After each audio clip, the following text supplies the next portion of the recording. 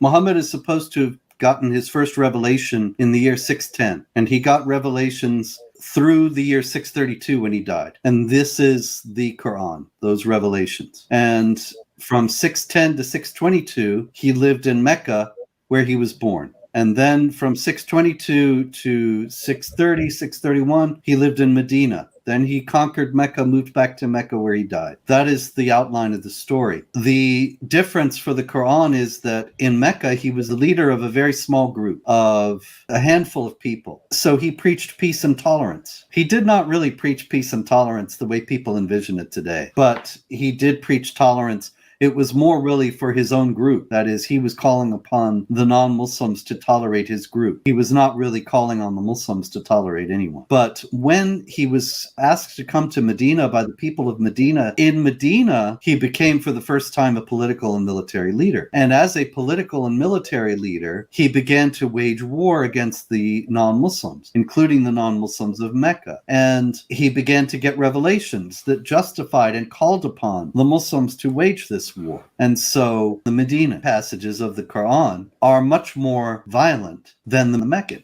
The only problem is that it's not a clear division. And in some cases, there's quite a lot of disagreement among the Islamic scholars as to whether something is Meccan or Medinan. However, there's no disagreement about the major passages, and the major passages that are the most violent and call for the most warfare are from Medina. And this is very important because we have to understand that the Medinan passages where there's a contradiction take precedence over the Meccan. And so the violent passages take precedence in Islamic theology over the more peaceful ones. And this is why we have this violence recurring throughout history.